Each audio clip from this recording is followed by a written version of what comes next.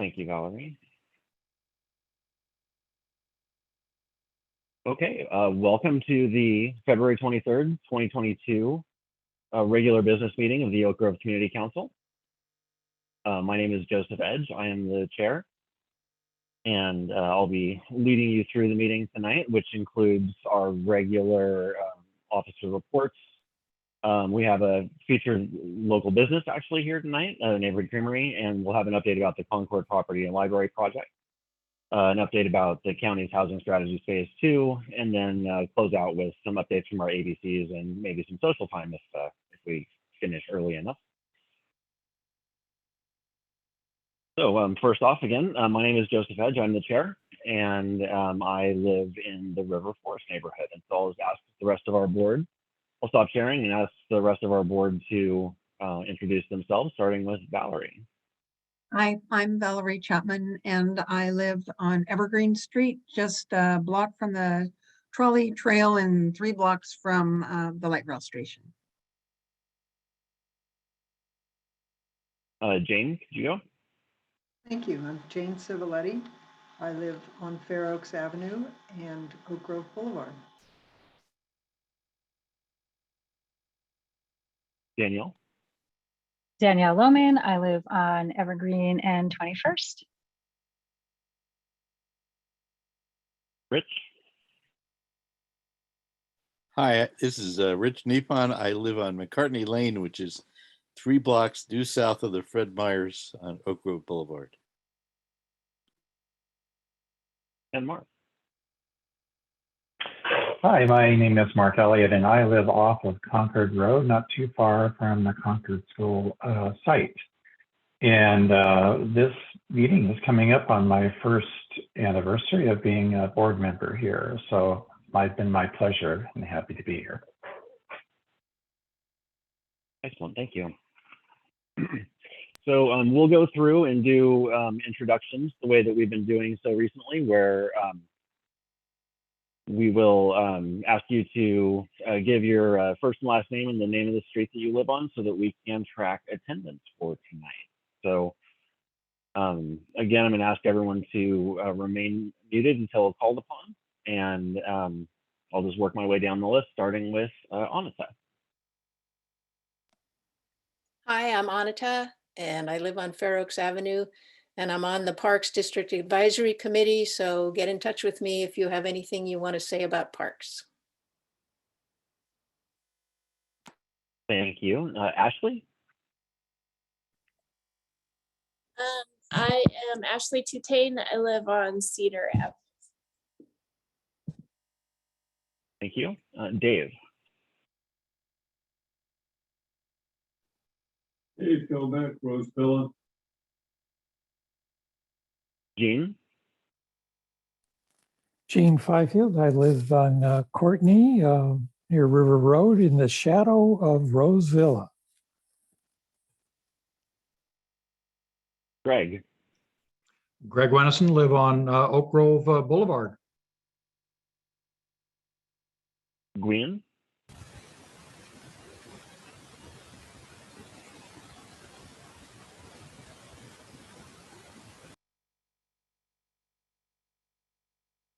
Can't hear you, Gwen.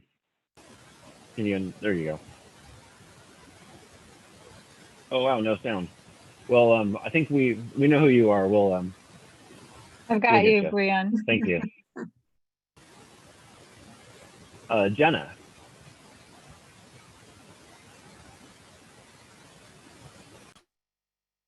Did you? There you go. Jenna Smith. I'm on Fair Oaks Drive in Bluff Road. Thank you. Kathleen.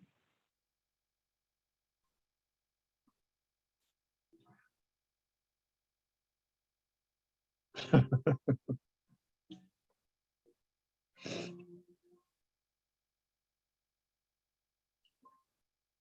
hear Kathleen.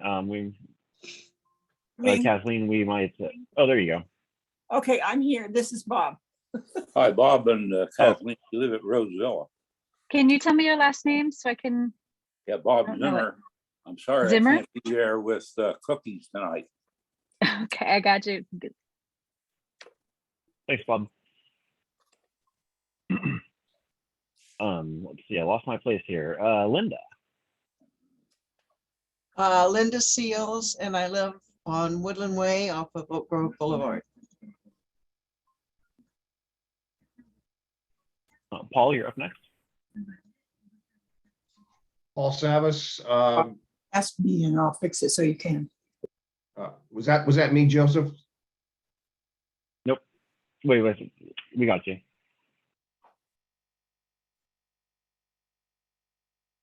Sorry, my list is scrolling around here. Sarah, you're up next.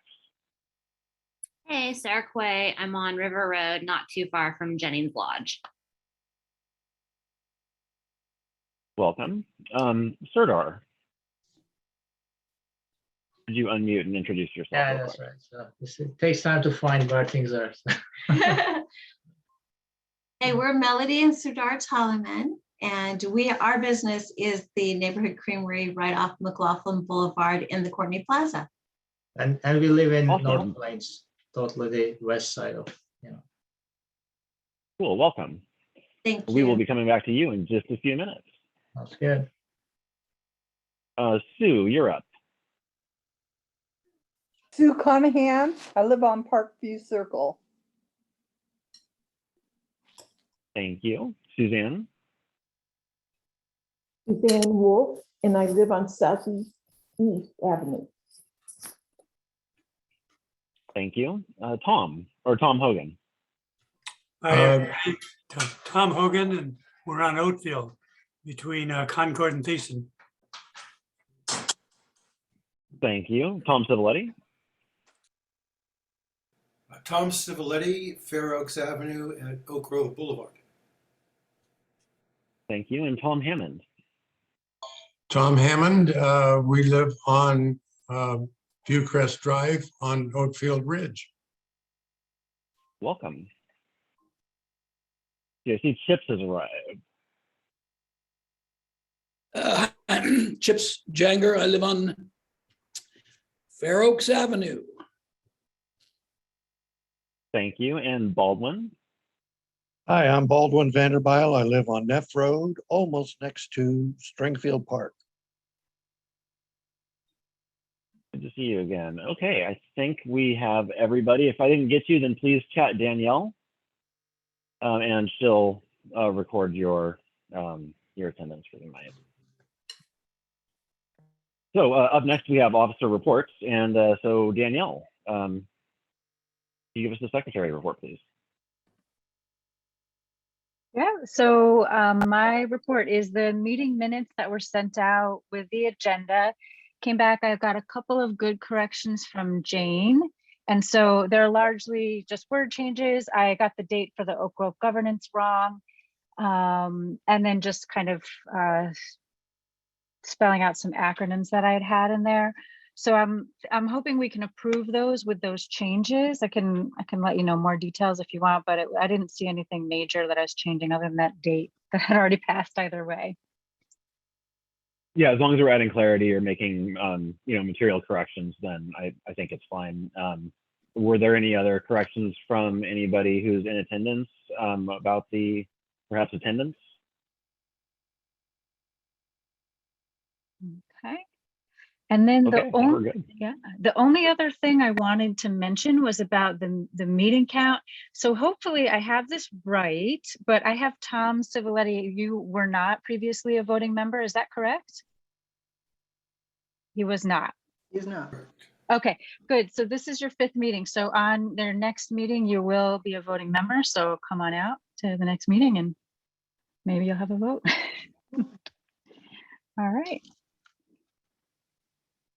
Thank you. And Jane, could you give us the treasurer's report, please?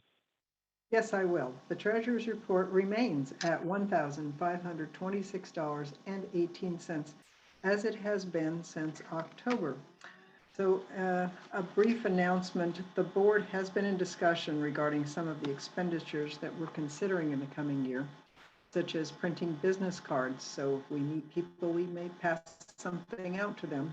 Also, possibly purchasing some audio-visual equipment. This would allow us to present hybrid meetings when many of us can attend meetings in person, But for those who have gotten used to online attendance and find that it just fits better into their life, we'll be able to have you Zoom from home. But this will mean that we have to purchase, we're not sure what, to make this all work. Also, we'll be hearing tonight from a board member who might be asking us for the council for a sponsorship for a very large event that's planned this summer in Oak Grove. Since we haven't been meeting for 2 years or past the little box around, we have had relatively no income into our treasury. So the board is now looking at a way to put a link on our website where you can possibly click and make a contribution. It would probably go through something like PayPal or Venmo. And that would be easier. In the meantime, if anyone would like to stop in at On Point Community Credit Union, you can make a deposit at the teller desk. You can just drop a check into their deposit box, or I'd be willing to put my address in the chat box and you can drop anything off at my house anytime you happen to be driving down Oak Grove Boulevard near Fair Oaks Avenue. So stay tuned for an upcoming message about hopefully an easier way to do this, and just click something into a box on the screen. Thank you. Thank you, Jane. So up next, I'd like to invite Melody and Serdar to unmute and introduce their business, the Neighborhood Creamery. Well, thank you. Thank you so much for having us tonight. We were approached about telling you about this exciting new venture that we're on. I'm sure you all, since you've lived in the area for a while, have seen the Baskin Robbins that we owned for the last 3 years. And December 1st, we changed the name to Neighborhood Creamery. So we had the opportunity to branch out away from Baskin's, and we were able to go with a local dairy that has been a part of being a dairy for 4 generations. So we're really proud to still offer the same staff and the same products, but the difference is this is a local dairy that now is making our ice cream for us. So in that, we're super excited because these cows were milked a few weeks ago and here locally in Oregon, and they're also like no high fructose corn syrup. They use like real vanilla and not imitation vanilla for their ice creams. And there's just a lot of great new flavors. So we're pretty excited.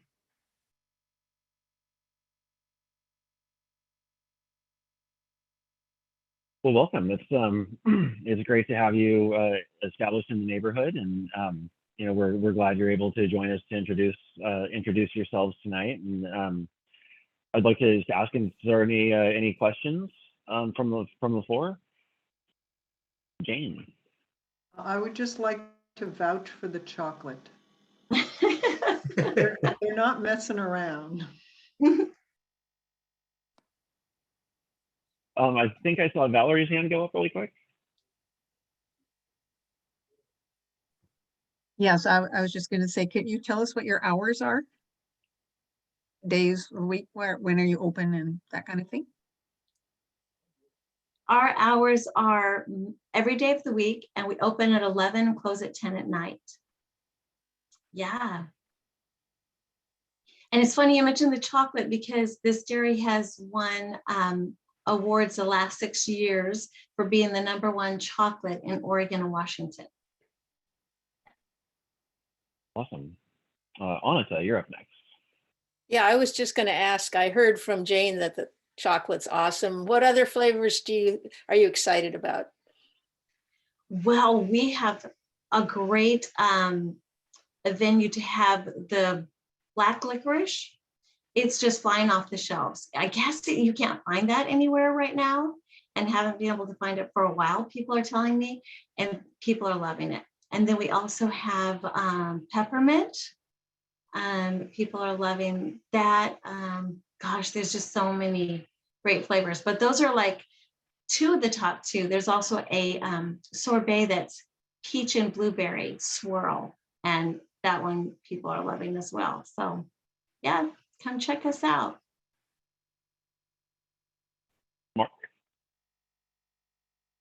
Yeah, I just wanted to say I've been coming to your place for a couple of years since we moved here, and I've just loved it. So I'm really happy that you're keeping it going as a local business, and love that you're getting local products here. That's really great. Couple questions or thoughts I have is I love your outdoor seating, so I hope you'll keep that going. Not like today, maybe, when it's like 20 degrees, but during the summer, it's really fun to sit outside, and we've done that before. Question for you is if you're going to continue ice cream cakes, or are you thinking of offering that? Yes, we're continuing with ice cream cakes. In fact, we lowered their prices.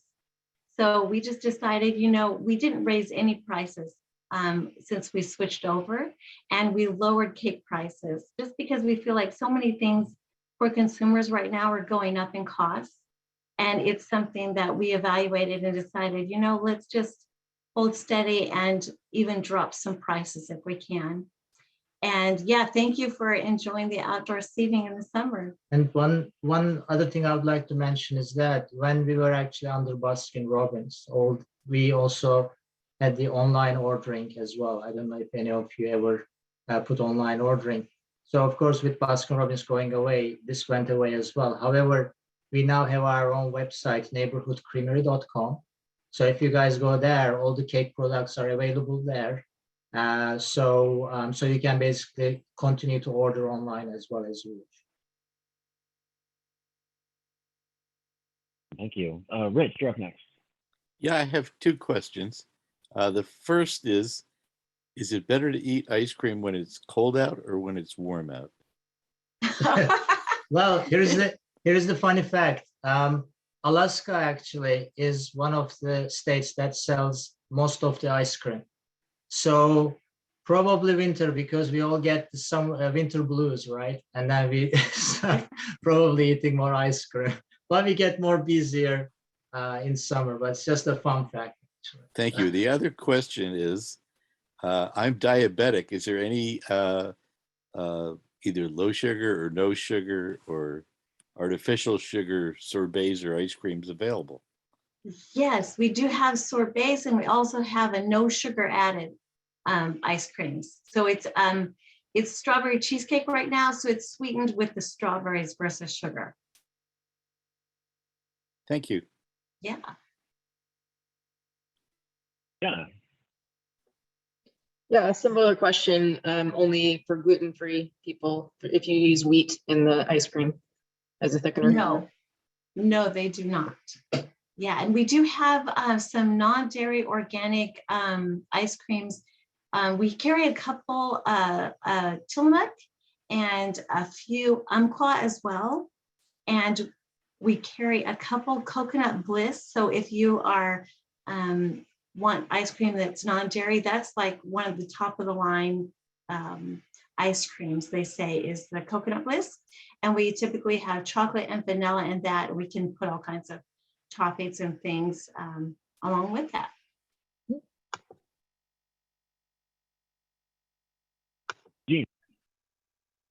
Yeah, I was wondering if you had ice cream that doesn't have the emulsifiers of mono and diglycerides.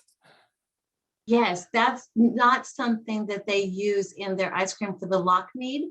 But as far as Tillamook and Umpqua, I'm not sure about their particular ones. I'd have to check into that. But I know that our personal brand, Neighborhood Creamery, does not. Danielle.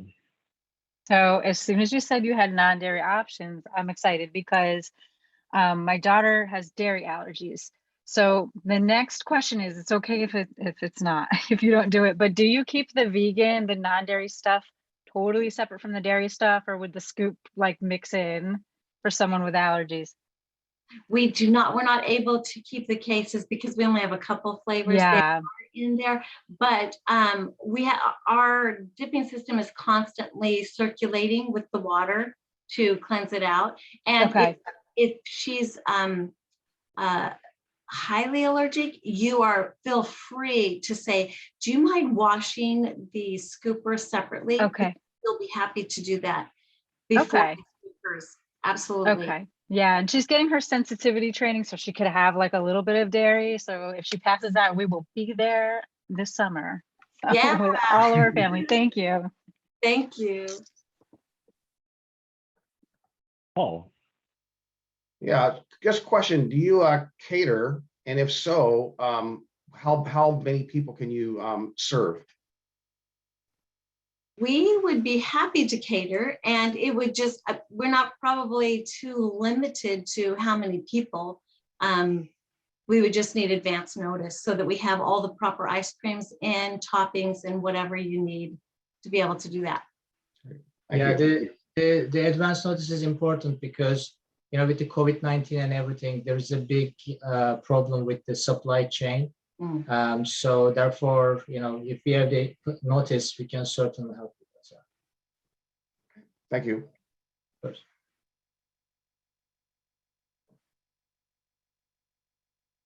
Awesome. Are there any other questions? Rich, I see your hand is still raised. Oh, okay. Any other questions before we let Serdar and Melody go? Well, awesome. I really appreciate you guys taking the time to come out and speak with our group. And it's nice to have you in the neighborhood. And I'm really glad to see everyone so excited about your business. It's a lot of questions tonight. So thanks for joining us, and please feel free to come back anytime. Of course. Well, thank you so much for having us. Nice meeting you guys. Nice to meet you all. Bye. We'll see you in the store. Absolutely. Okay, so up next, I'm going to turn it over to Mark Elliott, one of our board members and a Concord Task Force member, and he's going to provide an update about the Concord Property and Library Project. All right, thank you, Joseph. And I wanted to tell you, Jean, thank you for showing us that ice cream you're having. Hopefully it came from their shop. I'm going to share my screen with you, and I'll go through a little bit about what I wanted to discuss tonight. So last week, the Oak Lodge Library and Community Center Task Force met on the 16th and had a very good conversation about the status of the project and the options that are available to us. I think we had over 45 people who were in attendance in that meeting, so it was a very well-attended meeting. I wanted to take a few minutes to go through the presentation for those of you who were not able to attend, just to give you an update of what the information that we went through that was presented to the task force and to those who were able to join. Also wanted to give you a little bit of a taste of some of the comments that came from those who participated, and also then to give you a chance to have your input, because I think we were really asking to hear, you know, the Board of County Commissioners, the task force, and NCPRD really want to hear from the community about how they feel about how the project's going, what their aspirations are for it, how you might be engaged in this work. So we'd love to hear from you. So I'm going to try to go through this relatively quickly and give you guys time to ask questions, make comments as we go along. So hopefully I'm going to figure out how to do this too. My apologies for a second. Let's see if I can do this. It is not moving forward for me. So hold on a second. There it goes. Okay. So first of all, we were presented with 3 options for the library and community center project. Option 1 is the option that was originally developed by the task force about a year ago and was approved by the Board of County Commissioners to move forward with the design. This option became problematic last year because of funding issues. And so these other options, option 2 and 3, were developed by NCPRD staff in order to address the funding issues that exist on the project, to reduce the scope of the project in order to bring the library and community center more into alignment with available funding. So I'll go through this just a little bit as far as how you can see how these three different options lay out. So this next option really, next slide really focuses on the library. And what this slide is trying to tell us is that of the three different options, 1, 2, and 3, how many square foot there is allocated to the library itself, and the approximate number of volumes of books that the library space can accommodate. So you can see under option 1, the largest of the three options as far as square footage allocated to the library was pretty close to 20,000 square feet. This is close to the number that was included in the Gladstone settlement agreement between the city of Gladstone and the Clackamas County several years ago. The square footage that was targeted for this particular library to serve this area. Option 2 maintains the attached library scheme that reduces that square footage to around 17,000 square feet total. This is partially in a new addition, which is the area that you see mostly in the dark green, and then also part of it is located within the current Concord School, and that is in the lighter green. With that square footage difference, the number of volumes reduces to around 63,000. So option 3 is actually an option that separates the library from the school altogether. So the library would be its own building. And in this option, the square footage was reduced down to 15,000 square feet, all inclusive of everything. There is no space within the school that is devoted to the library use.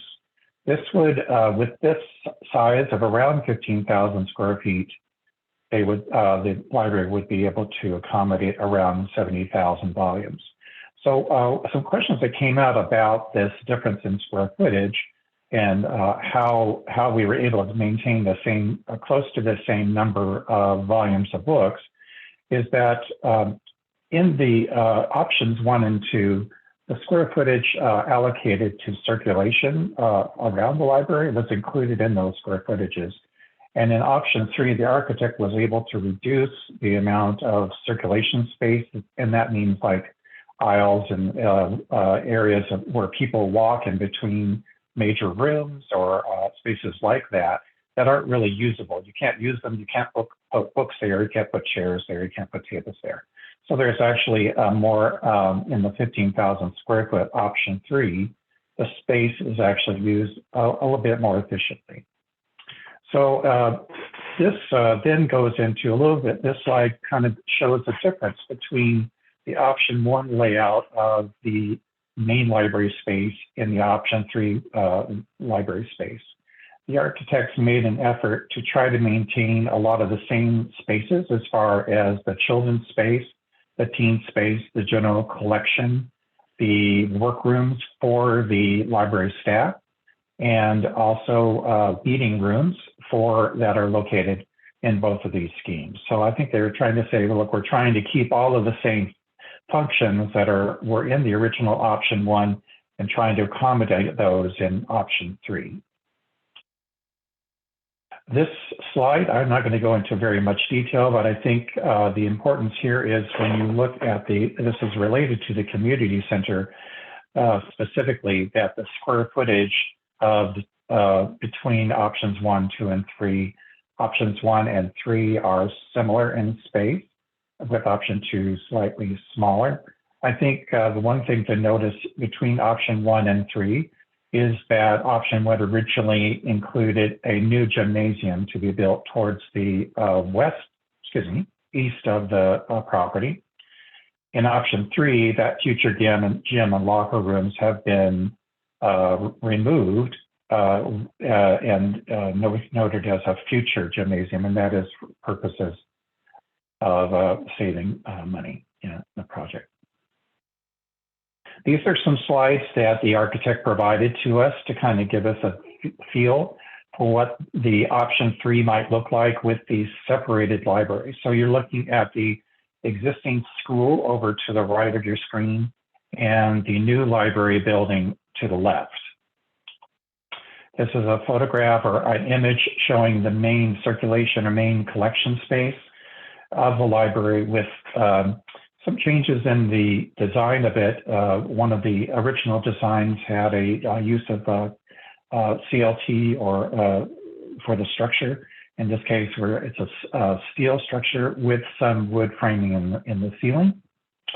Next one shows more of a close-up view of the separated library itself with the same use of the brick that exists on the school. So that the architect is trying to use the same type of brick and color brick that matches the school with some of the articulated brickwork. You can kind of see some of the brickwork that's in the kind of arched area of the existing school and trying to replicate that in the library space. This is another photograph kind of in the teen space, I believe, that shows how they will be bringing in a lot of natural light into that space, both from the windows that exist to the left and to the back of this room, and also from skylights above. So always in the intent in a library is to have a lot of natural light that provides good illumination with not a lot of glare. Glare is not our friend in a library. This is another view of that looking up towards the park.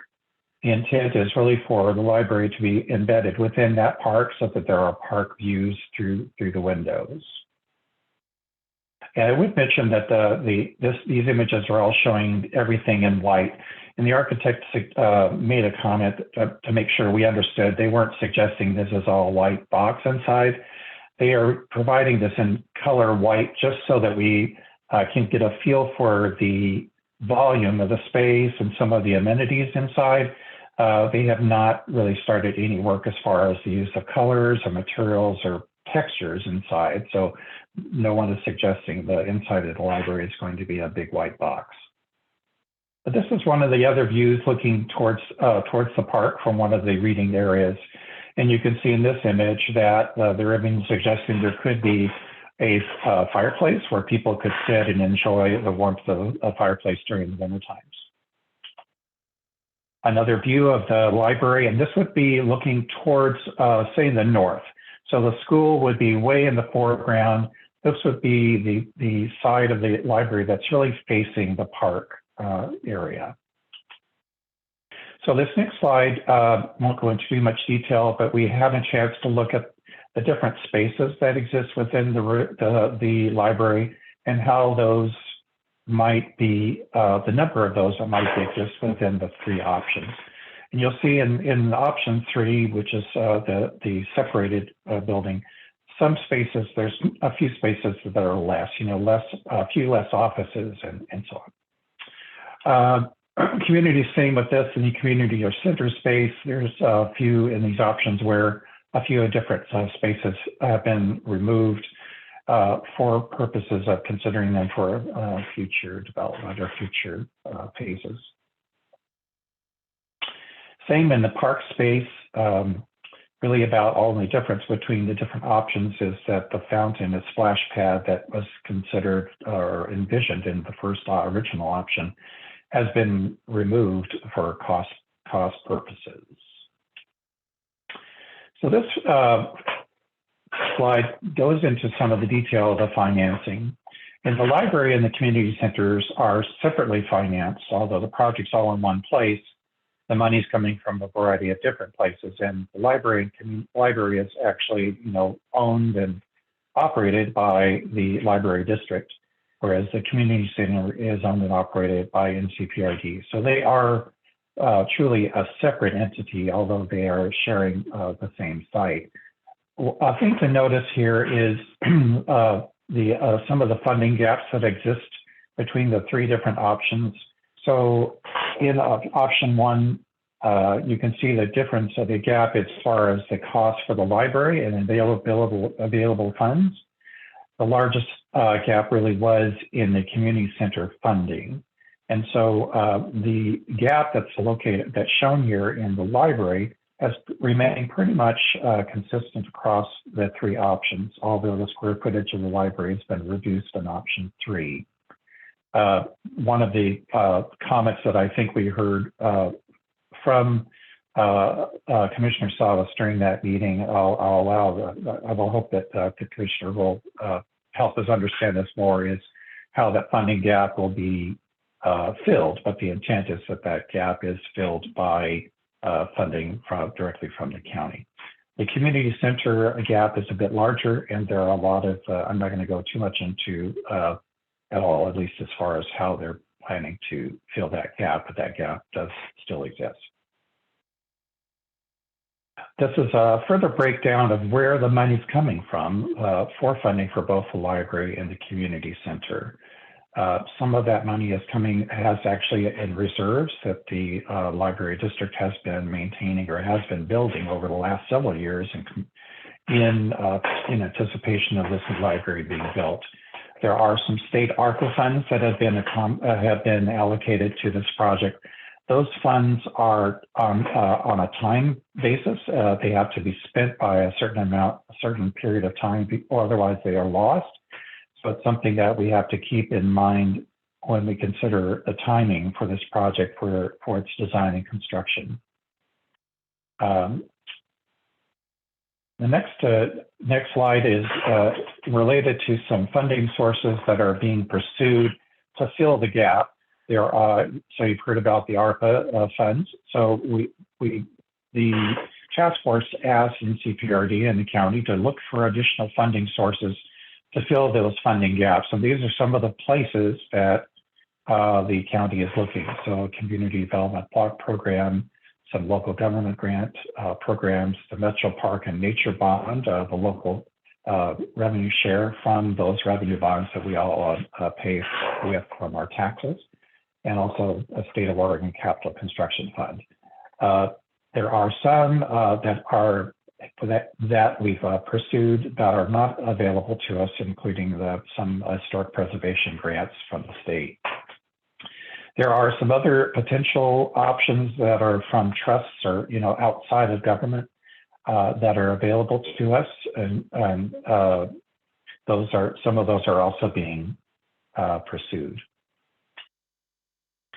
As far as the projected timeline, originally the option 1 was going to take about 33 months with the design ongoing. Our original hope was to have broken ground by now, but because of some of our funding problems and the consideration of a change in the scope, that construction start has been delayed. I would say that the county has hired a general contractor to assist them in developing the plan for this property, who will actually build it as well. And that general contractor will be doing the construction work for both the Gladstone Library as well as the Oak Lodge Library here at Concord School. The other two options are going to take a few months long. Well, it's about the same 33-month period, but construction duration is a slightly shorter.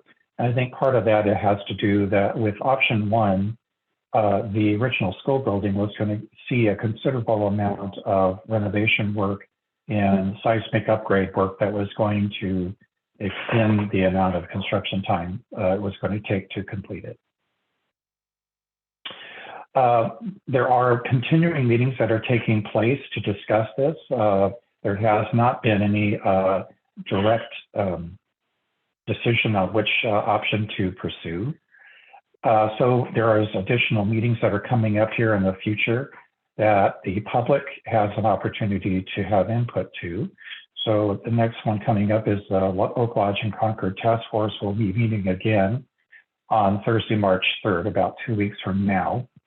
And that is an open meeting to the public, and there is always an intent to hear from the public on their thoughts on the presentation material that's shown to everybody.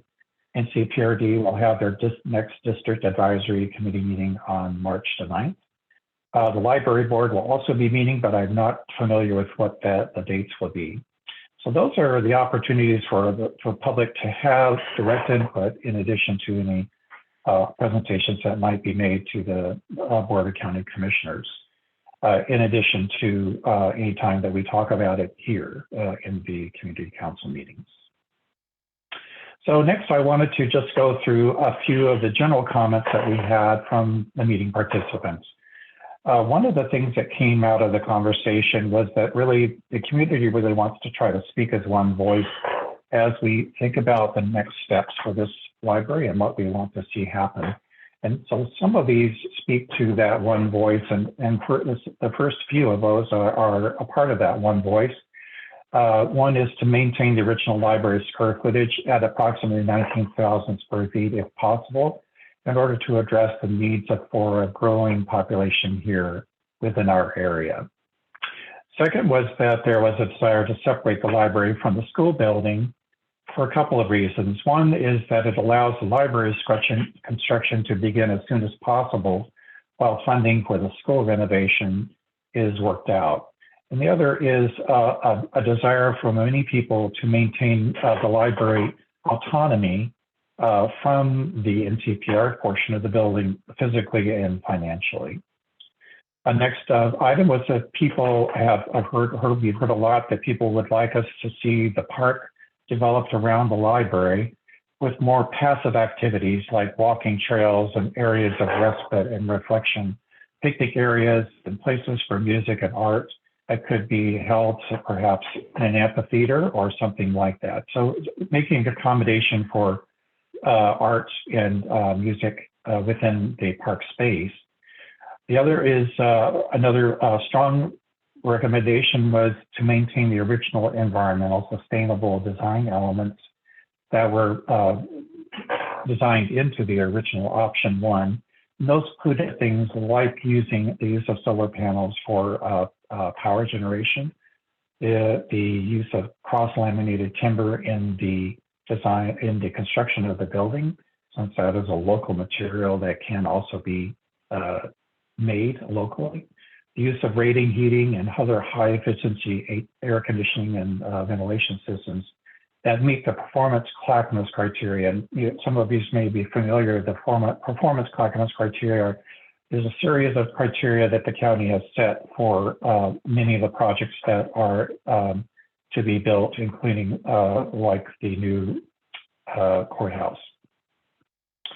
Another item was to create a project timeline that takes advantage of the time-sensitive ARPA funds, that we make sure that we don't lose the use of those funds because of any delay that might happen in the project.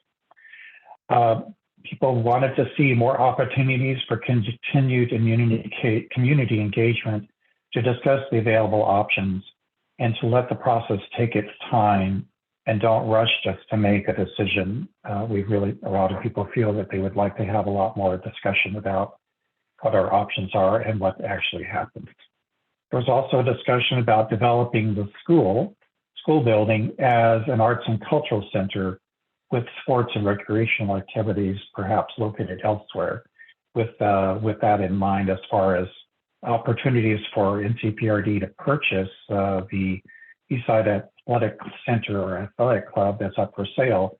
But there could be an option that the athletic and sports activities could be put there if they were to purchase that building that's ready to go as a sports center, which would allow the school building to be more developed as an arts and cultural center.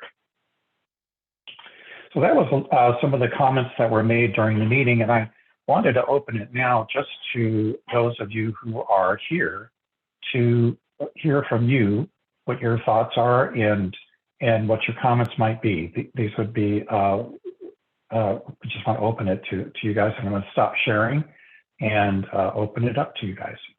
So please go. Joseph, I'll let you drive the hands thing if that's all right. Cool, thanks, Mark.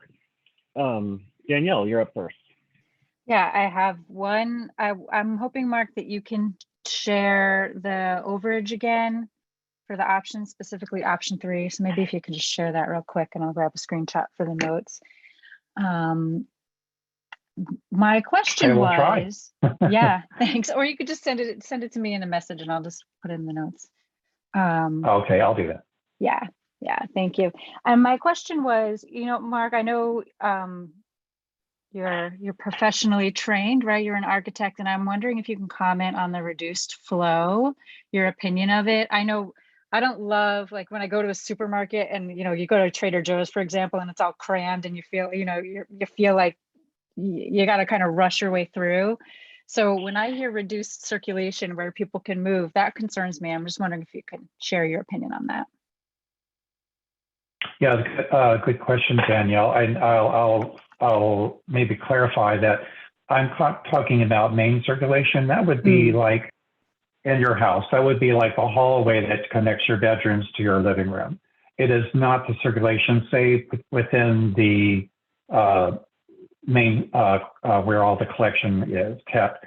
There are a lot of criteria that exist for libraries as far as space between bookshelves and stacks. There's a criteria for how high those can be. There's also criteria for how wide, that main entry space should be based on the number of people we expect to be there. And I have great confidence in the architectural team that's on this project. I know them well, that they're not going to create a bottleneck that is going to cause a 50-year crap. Why did we do it that way? Hopefully that answers the question. Happy to answer that question. It does. My only other thought was, do you see, I value what you say there. So thank you for that. I'm just wondering, do you see any increase in noise just because we have traffic moving through a lowered circulation space? Understanding that you're not talking about like in the book stacks. Right. Good question. I think that's something we'll have to look at as it develops. I think that there's always a way to mitigate the sound problems with the kind of materials that are used to try to absorb that. The architect also tries to keep intact, we don't create a box that becomes an echo chamber. I think they're aware of that, and noise is always an issue anywhere, whether it's a library or not. So I know that's something that they'll be taking into consideration. I don't see that there would be an issue as far as noise from the circulation space. Most of that's probably going to come from, the children's space and the teen space where there might be more activities going on there that would generate noise with people talking or little presentations that are being made there. That's probably more of what you might see in the library space. Thank you.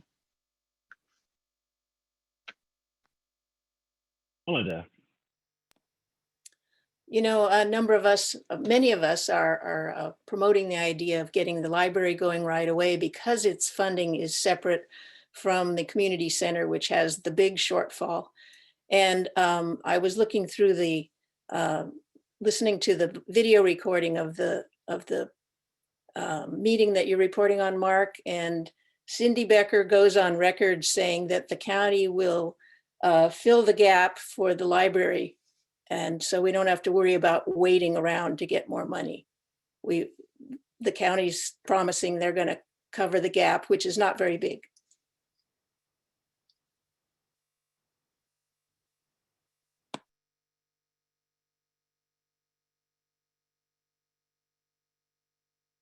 Ashley?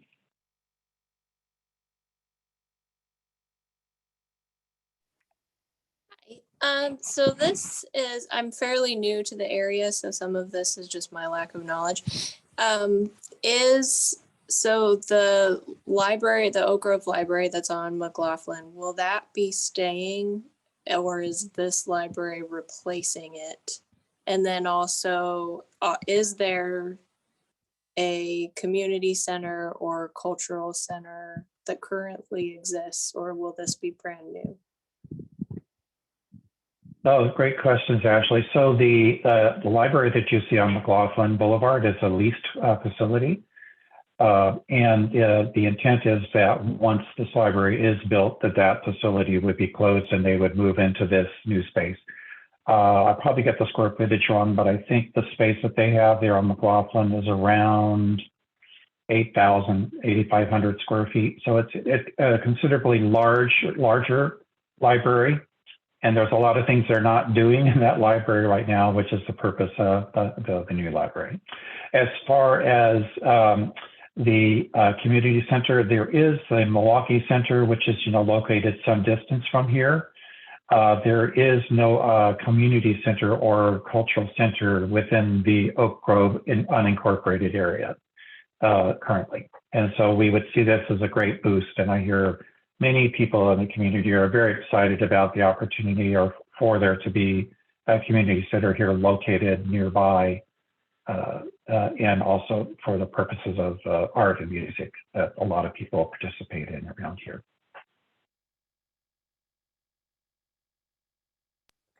Oh, go ahead, Ashley. Oh, just that helped a lot. Thank you. Thank you. Rich, you're up next. Yeah, just a quick question, Mark.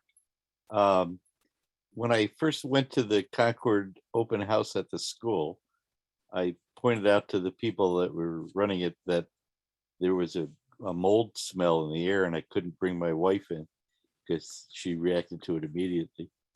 I haven't heard any discussion since then on mold remediation, especially since the NCPRD wants to relocate as soon as possible to be able to not pay rent to the county so that they have a new place. Did you hear anything on plans for mold remediation before the NCPRD would take over the school? Yeah, a really good question. And I agree with you. There is that presence of the mold inside the building. And in our meeting so far, there has not been any discussion of that. That might be a good question for NCPRD, and perhaps someone could help answer that. I would be happy to bring that up at our next meeting as well, Rich, to ask about how that's being remediated, as a part of their, I think what you're saying is that they're moving in as soon as they're able to, perhaps before all the rest of the work is done as far as the renovation of the existing school, right? Yeah. I'll be happy to ask that question.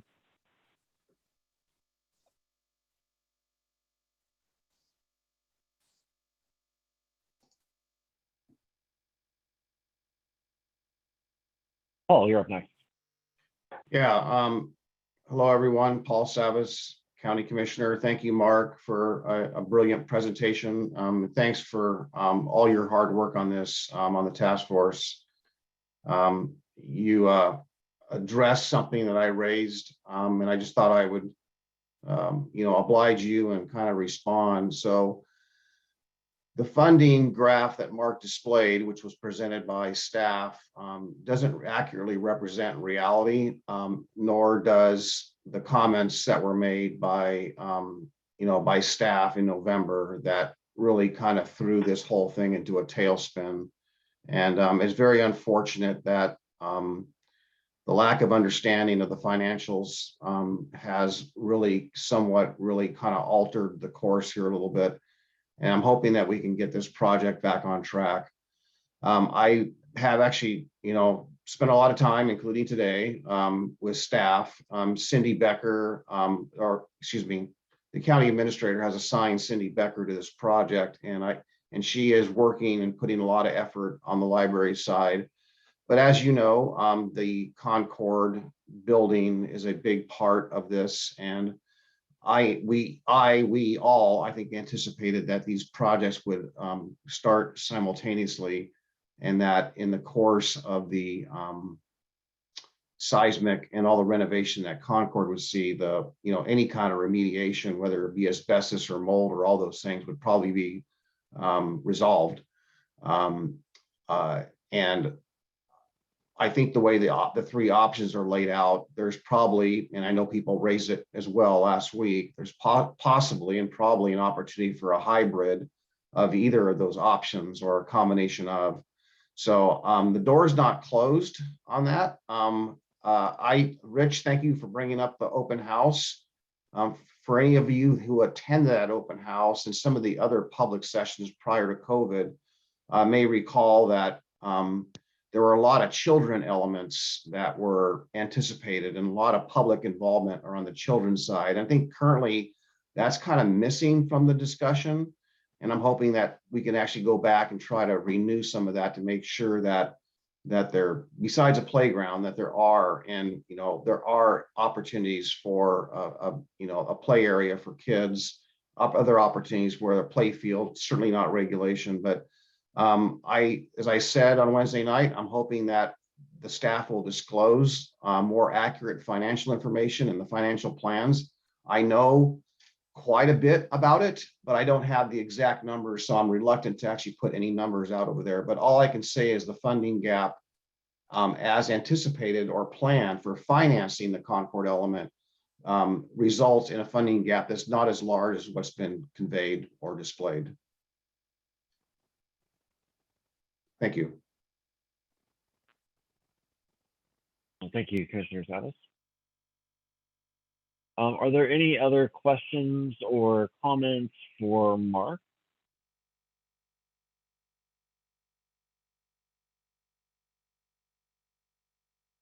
Okay, Mark, did you, was there any specific kind of feedback that you were hoping to get that you haven't been getting, or any other questions that you want to just throw out there for people before you're done? Yeah, I think mostly just giving everyone a chance to have a voice in this, I think, is number one. There are a lot of different voices, and we really want to hear from everybody as much as we can so that the task force and the county commissioners and CPRD feel like they're giving the community what it is we really would like to see. This is kind of something you only do about once every 50 or 60 years. So it's going to be a long time before we do this again for another library.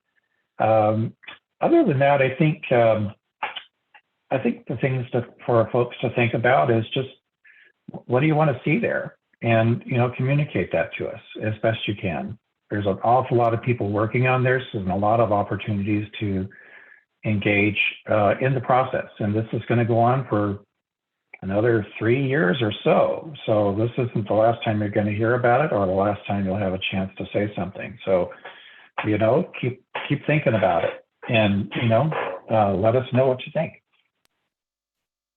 Hey, Mark, I just wanted to know, you noted the meeting, so I put those in the notes. They can come out in the email follow-up. Is there an email or anything else if someone can't attend those meetings but did want to share feedback? Any other way we could connect? That's a good question. Now, let's see. So as far as email feedback, NCPRD does have a loop through their website for you to provide feedback through their website. Not so easy on the county side.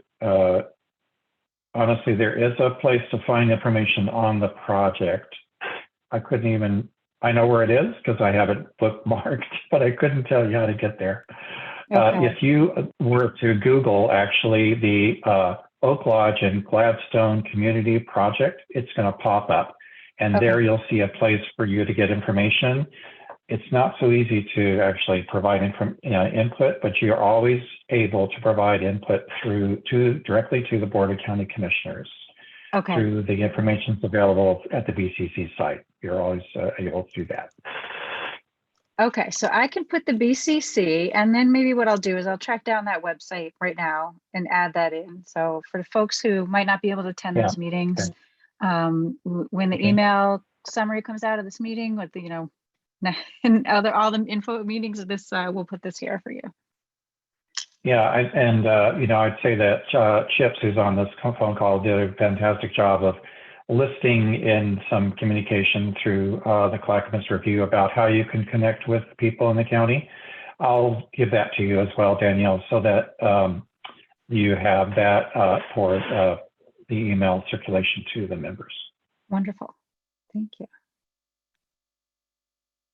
Okay, thanks, Mark. I see Anna that we're just about to turn it over to Tips to talk about this from the library district perspective. But Anna, did you have another question for Mark? I was just going to say, if you want to interact with NCPRD and the advisory committee, use dac@ncprd.com, and I put it in the chat, which went to Valerie, I think. Perfect. Thank you. Okay, thank you. Awesome. Well, thanks again, Mark. I really appreciate the amount of effort that you've put into this, and I'm glad that we were able to give you ample time to, present on this. We had to rush you the last time that you went through this. Chips, did you want to take a few minutes to talk about the library district? Or you'll have to clarify for which body you're representing. Yes. Thank you. Thank you. And thank you, Mark. And Mark was presented the results and of the meeting for the Concord group, the Concord Task Force last week. The following night, there was another meeting of the library board, and where this was, the same subject was discussed. And the library board talked about this and looked at these options.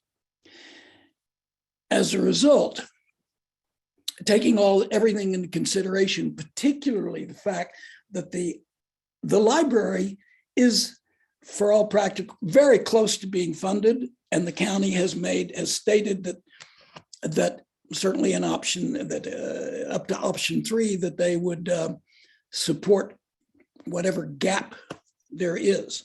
But the most important thing that the library board did was the library board stated and made a resolution which sent to the BCC that the library wants to be separated from the Concord School and does not want to be inside or connected physically with the Concord School. The library is an autonomous group. It has always been. Its funding sources are different than NCPRD. There has been, over the last year, during the last several months, all the people on the Concord Task Force realized that what had been talked about as far as NCPRD was not able to be funded, and the library board was not interested in being a part of that. It has its own funding. It wants very much, and it stated very clearly, the library board stated, and the library board speaks also for the Friends of the Library.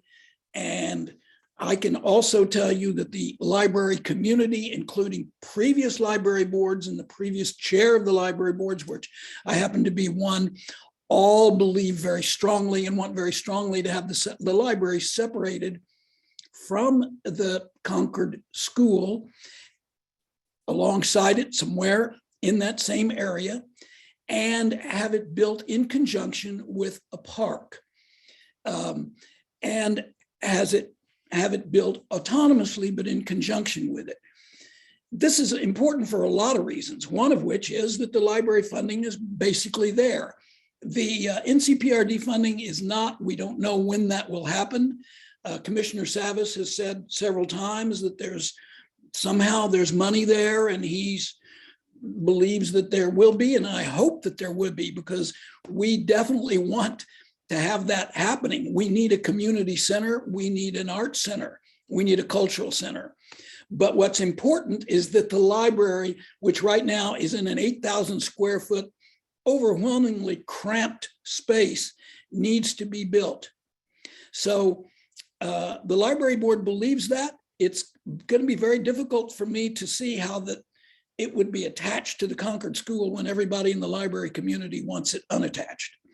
And it's important. I wanted to report that because there is nobody from the library board here. And as a past chair of the library board, I think it's important that you hear that also. And I hope that the Concord School can continue, and the Concord Task Force can find something really important to do, and can work with the BCC and the staff to figure out what that should be, what kind of space it should be. But we know what the library is. Our hope is that the library will be somewhere near the original size, which is around 19,000 square feet.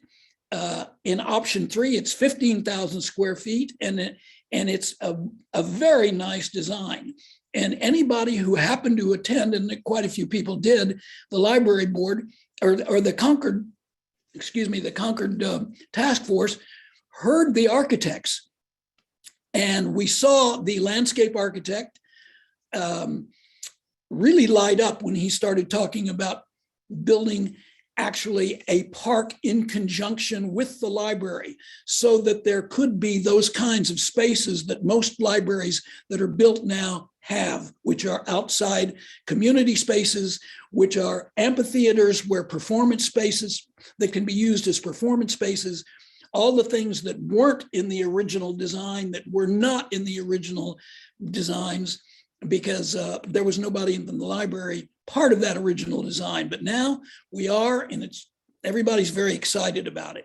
So basically, that's the report that I have. The library board feels strongly that that the library should be separate from the school so that it can be run separately as it is. And I'll be happy if anybody has any questions to answer them, but I wanted to give you that report. Also, because the library board has done this and feels this,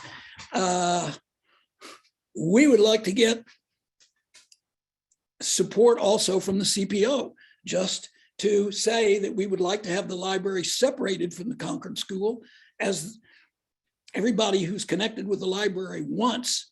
So I would hope that this body would address that issue. And maybe somebody can come up with some kind of a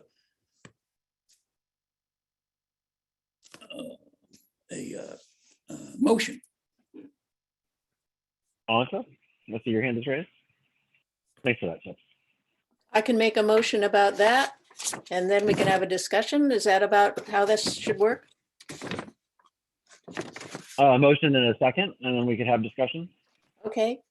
So my motion is that the OGCC, in response to the desires of the library community, strongly recommends that the Oak Lodge Library be a separate freestanding library built to work in conjunction with the park at the Concord site. And I can put that in the chat if that's useful. Yes, please. Valerie, if you could make me a co-host, then I think Anata could message me with that. Yeah. Or I could put, yeah. I'll second that motion. You Should be able second to that? message Okay, a motion and a second. Did Rich second that? Yes. Yeah. Thank you. Is there any discussion on this before we vote? And then also, Danielle, I'd like to know how many voting members we have in attendance tonight. We have Doing that right now.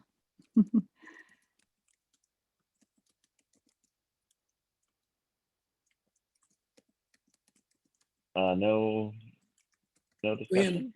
Any discussion? Win. There we go. Win. Can you hear me now? Yes, we can. Okay, Thank good. you. I was wondering if the library board was against the combined project from the beginning, or if that's something that just came up when the funding issues arose.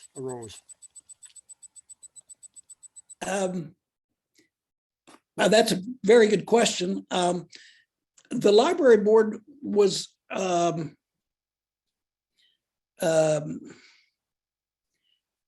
didn't take a formal stand until this really happened. The library board was, like the rest of the community, sort of listening to what was proposed by NCPRD. When the option one, which is many millions of dollars over a budget, was raised. And since this happened, since it became clear that none of that was really going to happen, the library board focused very clearly on just the library and realized that it didn't want to get involved in the finances of NCPRD and in the whatever is ahead for NCPRD, and wanted to go ahead and knew that it could begin this process that we have been waiting for years. We've been trying to build a library for many years, and we just didn't want to continue not knowing what to do. And when in discussing it, everybody in the library community that has been approached really wants to have a unique, special, and hopefully well-designed and beautifully designed library in a sylvan area in conjunction with that park. And so that's kind of, I hope that answers it, but it was a little unclear at the beginning.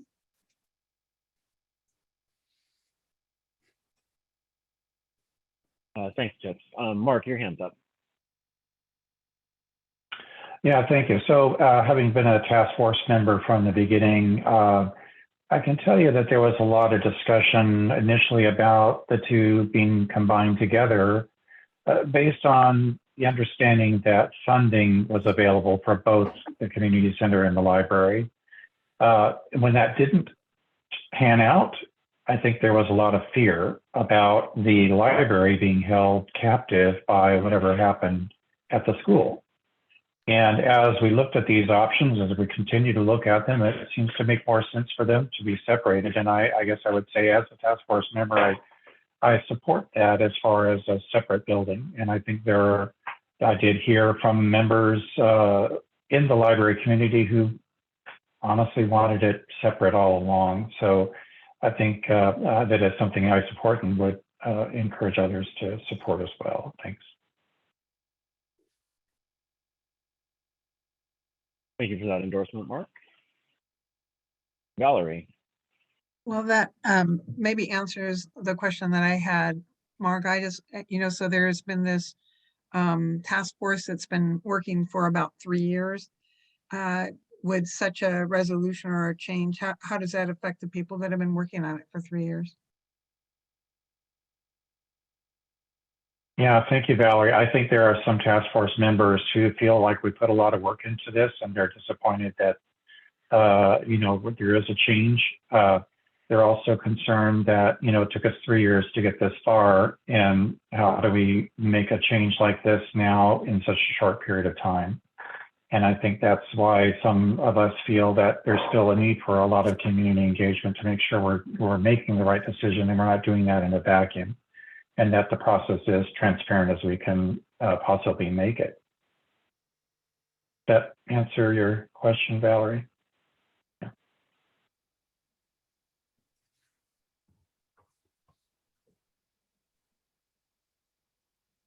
Okay. We have a motion on the floor. It's been seconded. We've had some discussion, a couple endorsements. Any further discussion before we? Okay, well, we will do a roll call vote because we have fewer than 25 voting members in attendance.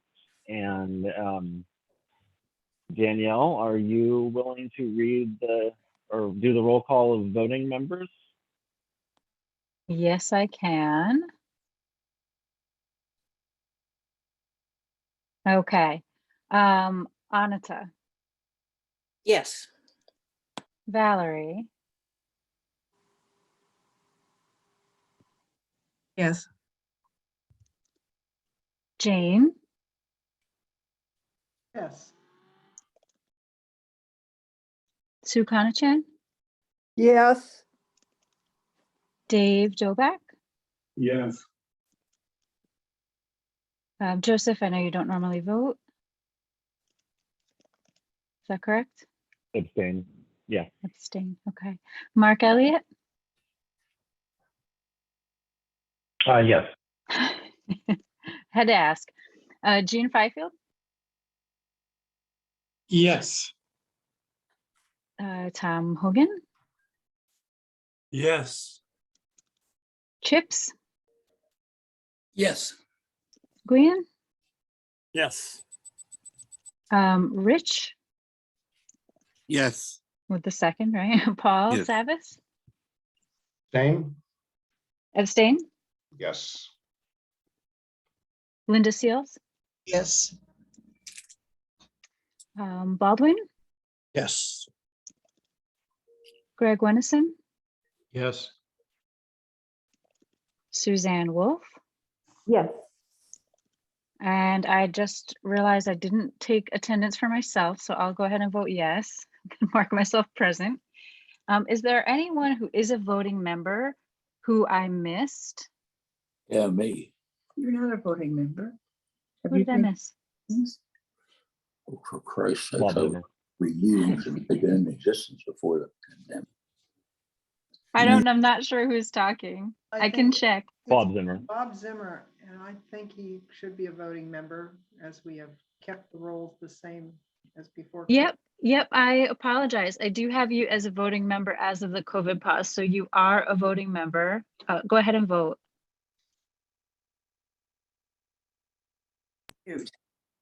Say it again. Yes, please. I vote yes, Chair. Yes, thank you.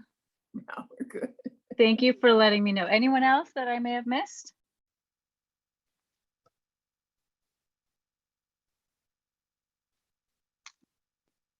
Awesome. Well, thanks everybody. I appreciate that. It sounded unanimous.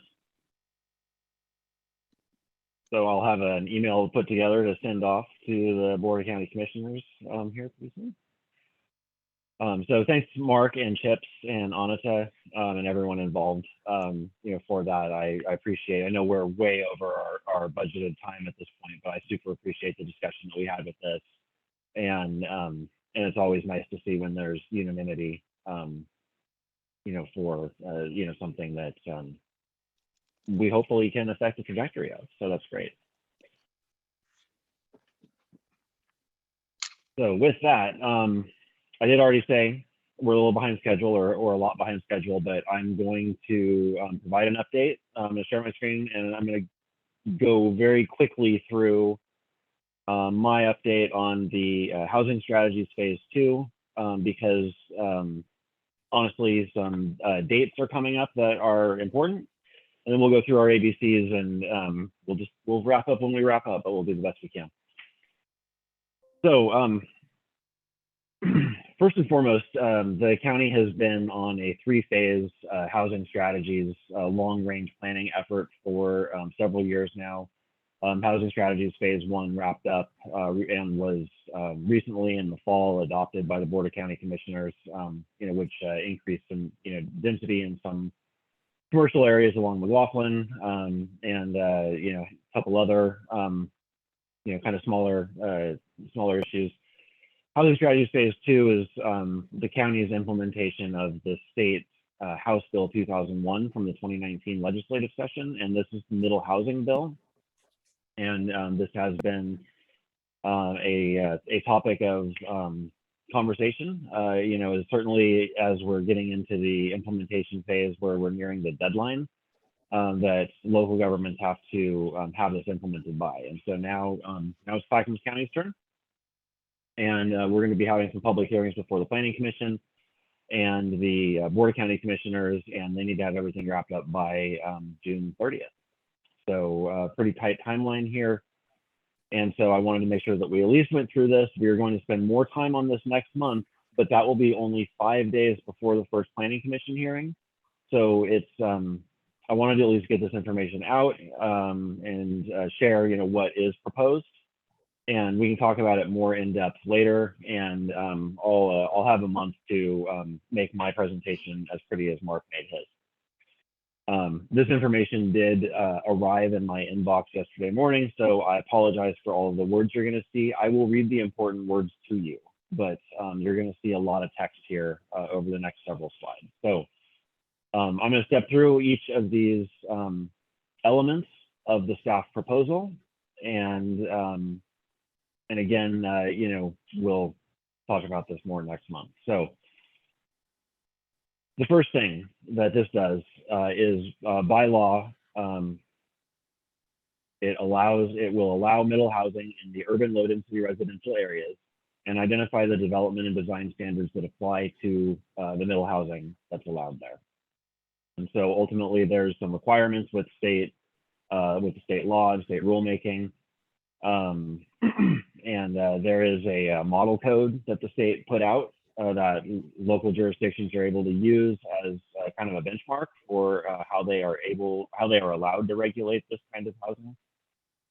But ultimately, there's no control over what, how, or where middle housing types are allowed in the urban area. These are now being legislated as low density housing types, and so they will be allowed in the urban areas.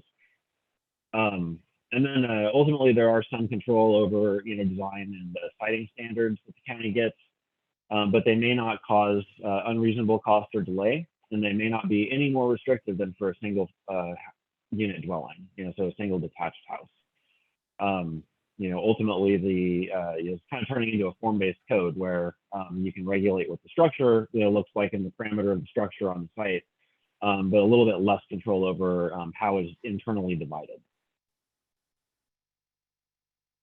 And so again, just to reiterate, middle housing is duplexes, triplexes, quadplexes, townhouses, and cottage clusters.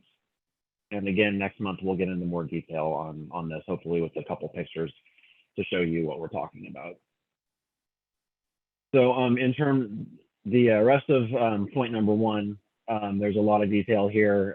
Again, this is the technical detail of what they're adding to the code and what they're able to regulate, including minimum lot sizes, 5,000 square feet for triplexes, 7,000 square feet for quadplexes and cottage clusters. Because of the lot sizes and limited availability of land in the urban area for the county, they are just going with those instead of alternative standards that they could use. They're really looking at this and as kind of just doing the minimums they need to do to comply with state law. And we'll talk about more of this later, but it looks like under the current code or under the proposed code, a quadplex would still have to build sidewalks and frontage improvements, but a triplex or a duplex would not have to, which is a little weird. But again, we'll kind of get into detail about what kind of advocacy options we have next month, and where some challenges with the code might be. Another point that the county is doing is removing the countywide or the urban area wide 3,000 square foot minimum lot size for residential development, because it creates some odd loopholes that would prohibit a single family dwelling but would allow a duplex, for instance. So it's just kind of a weird thing that they need to eliminate that. And there's a little bit to unpack here that we'll talk about next month. Like I said, there's some additional legislation that applies here that will actually could have some impact on our oldest neighborhoods where subdivisions were platted back in the 1890s, 1930s, in that range, with really small platted lots, but where landowners ended up buying, 2 or more lots and, building one house on them. And we have lots of scenarios like that here in the Oak Grove area. The third point is to simplify the maximum lot coverage requirements. And so there's, depending on the zoning district, what the minimum lot size is, it's either 40% or 50%. They're just planning on making it 50% so it's uniform and easy to enforce. And then also additional legislation, Senate Bill 458, they're going to have to allow middle housing to be divided so that there are ownership opportunities involved with middle housing. And that's something that, has definitely been something that people have been advocating for, is making sure that these are not just all rentals, that there are opportunities in, the more affordable housing types for people to own their home and, and create generational wealth that they can, then pass on. And then the last point that they're handling here with this is to basically just repeal a lot of the standards that are specific to manufactured dwellings. And there's some weird things in here that really look to constrain the ability to use manufactured housing, which is really affordable, a really affordable option. And it's, generally pretty difficult to do, or at least there's a lot of requirements for it that the county's staff is proposing to be eliminated as part of this. So again, we'll talk about this in more detail next month, where I can actually show some pictures, and we can talk about policy alternatives and advocacy options. So the first hearings will be before the Planning Commission. It'll be Monday, March 28th. That'll be 5 days after our next Oak Grove Community Council meeting. So if you want your testimony to be included or to possibly influence the staff report that is sent to the Planning Commission a week before, then please have your testimony in by 4 p.m. on Wednesday, March 23rd. The next hearing will be Wednesday, April 27th before the Board of County Commissioners. And again, we will put the contact information, where to send emails, and the dates of these hearings in our follow-up email. But this would be written testimony must be received by 4 p.m. on Monday, April 18th to be included in the staff report. And so we'll definitely, our next meeting where we get into detail on this, we'll definitely have the opportunity to get our comments in for the BCC staff report, for instance. So,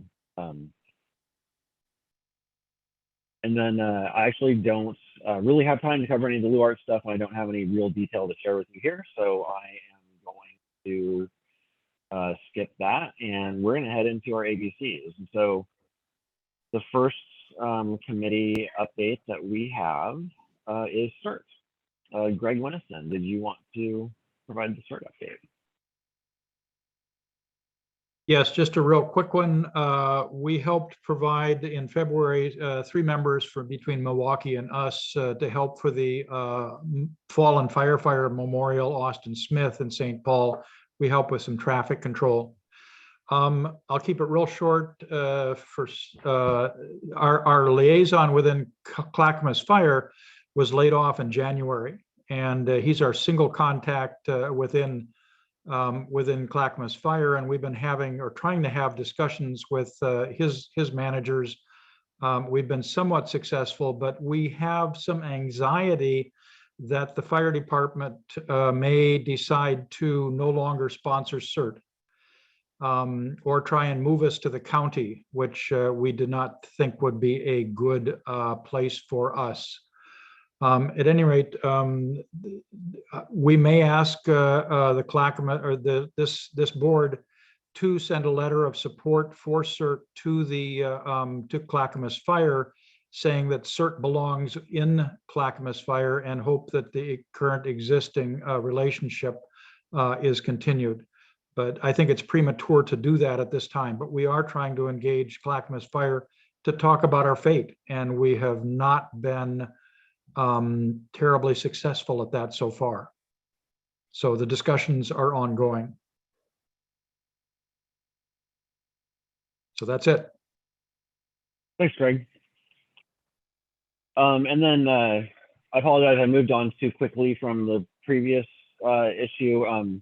There was, in fact, with the House Bill 2001 Housing Strategies topic, there was a meeting held by the county where the CPO board was invited, and most of us were able to attend that. Valerie wanted to add some comments to augment my report. Thank you, Joseph. I just wanted to raise for people to be thinking about, and I'm looking forward to a more thorough conversation with Joseph. But one of the issues that came up in the meeting that we had was that with triplexes and quads, we maybe think about those standard as being all connected, that those, triplex is all connected. Well, apparently that's not necessary, that they could be freestanding. So it could be called a triplex, so it'd be 3 units. And the reason I'm raising that up is that the county decided not to use that format, just to go with the standard connected.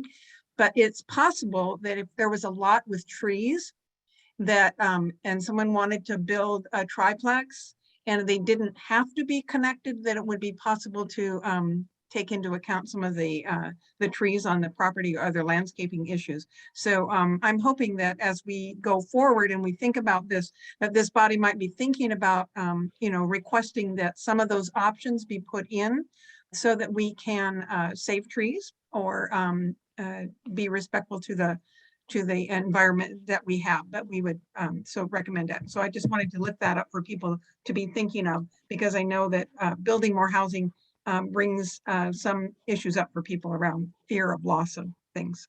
Thank you. Thanks, Valerie. And I appreciate that. It was kind of packed inside of my discuss advocacy options bullet point. But there are definitely some things that we can do to make sure that the code that's implemented, the outcomes from this are contextually sensitive and meeting our goals as a community. And that's kind of what I mean is that I'd like to be able to come back with more detail and we can really talk about that and have a meaningful discussion about it, like we did with the Concord property tonight. And maybe come to an agreement about some comments that we can send off to the board. I think would be a fantastic result from that next month. So thanks for bringing that up, Valerie. It's important not to get lost in the aggregate there, some of these details. Okay, so up next, CPO Summit. Is there an update from the summit, Rich?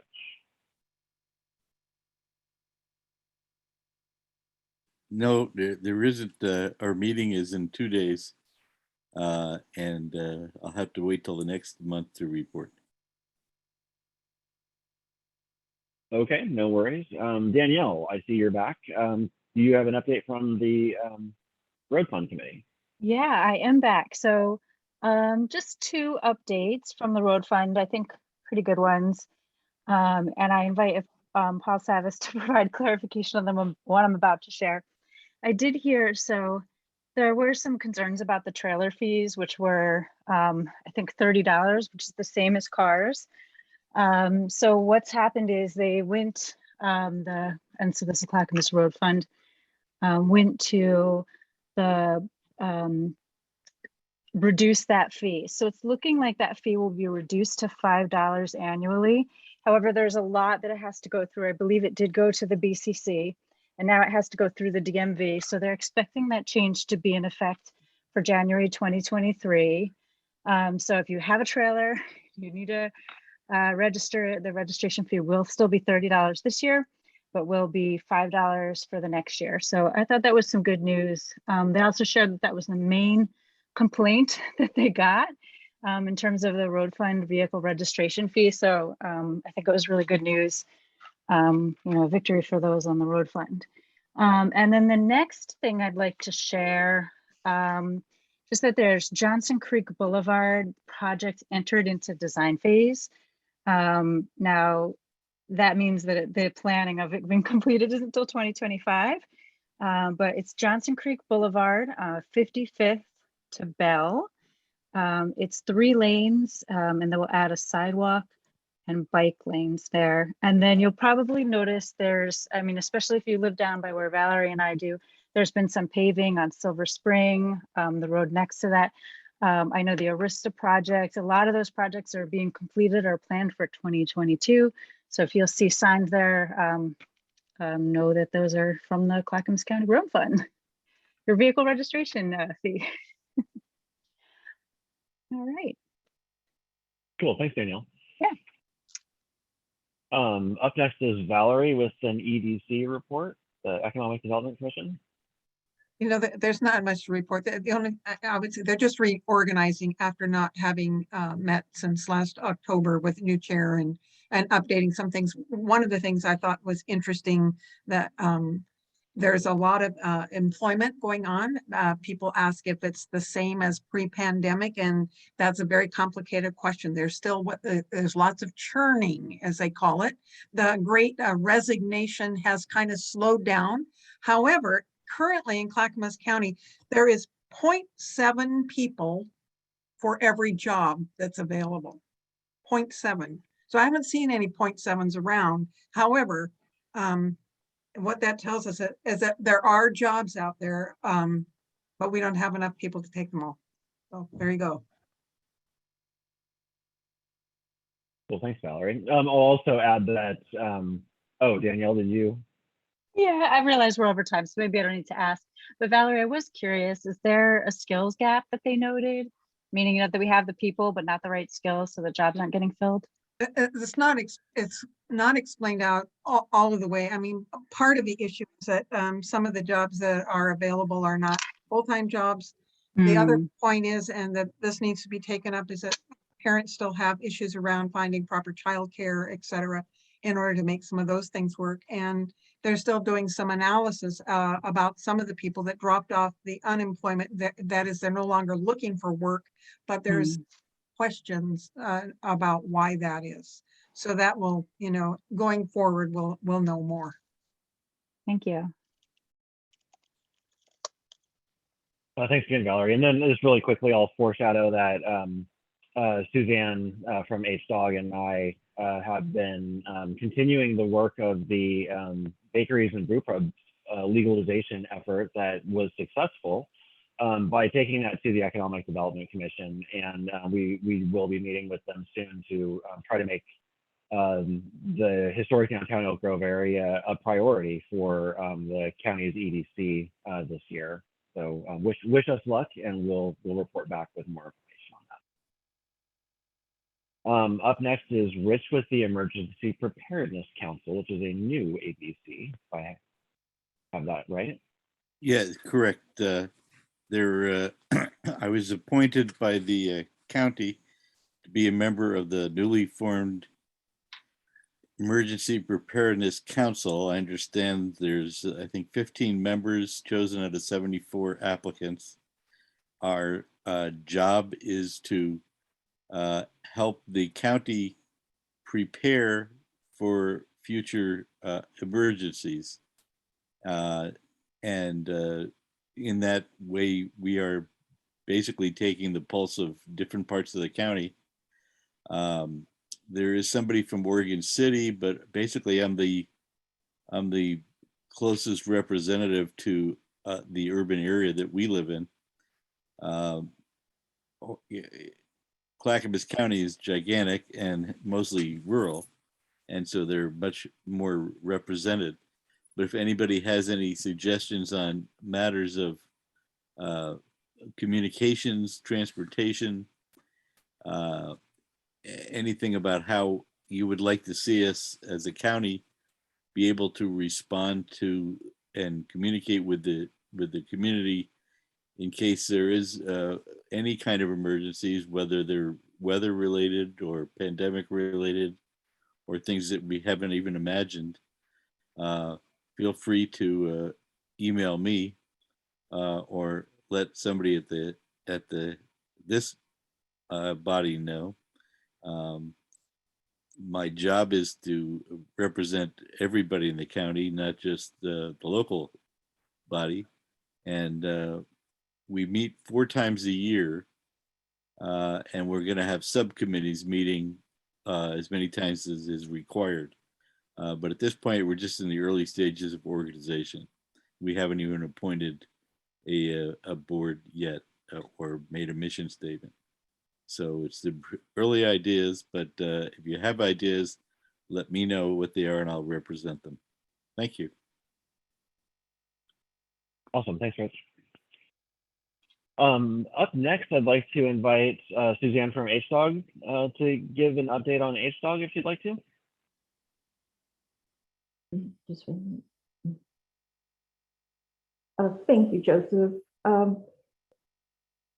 HDOG at this time is in the early stages of planning and preparing for the Oak Grove Trout Trail Festival.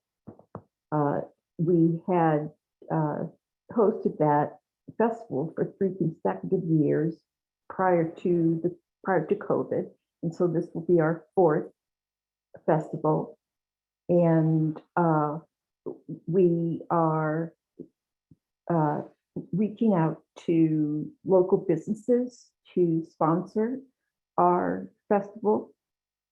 And also too, we are reaching out to past vendors, and we'll be reaching out to new vendors as well to participate in the festival.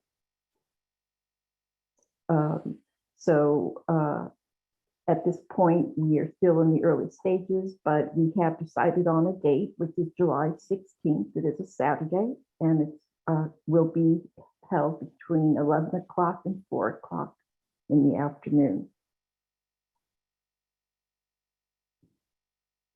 I'll take any questions anyone has.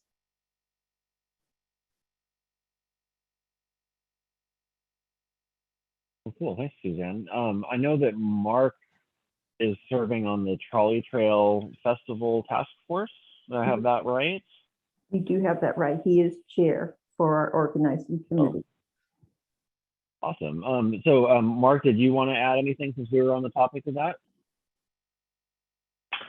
Well, it's always the case, like if you ask a question about what happened to this and people say, well, that happened, you say like, well, we should do that. And then they put you in charge of it. So that's kind of how it happened. But I'm very excited to work with Suzanne and for us to be able to announce that the Trolley Trail Fest is going to happen this year.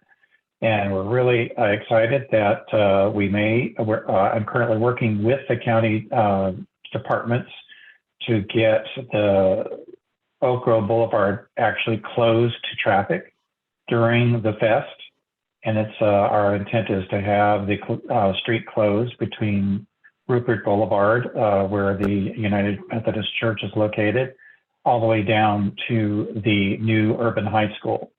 And so we're hoping that there are events that are happening at the new urban high school. Hopefully, we're fingers crossed that it'll be open to the public for tours.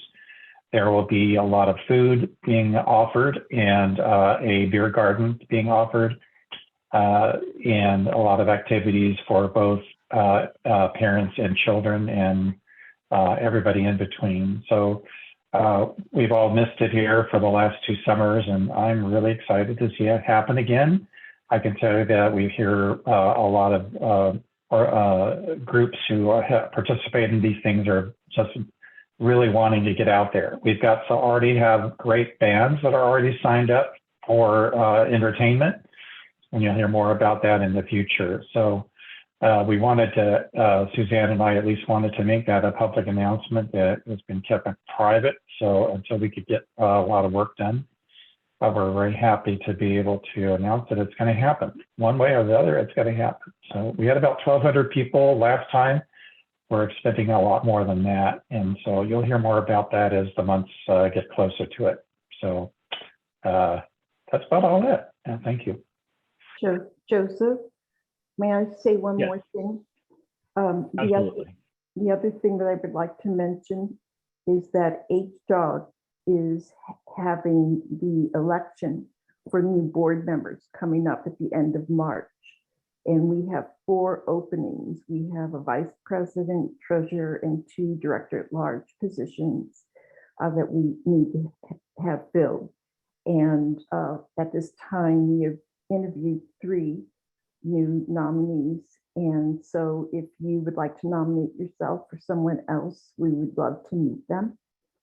But please keep that in mind between now and probably the 3rd week in March. We're going to be doing an electronic voting a week before our meeting on March 31st.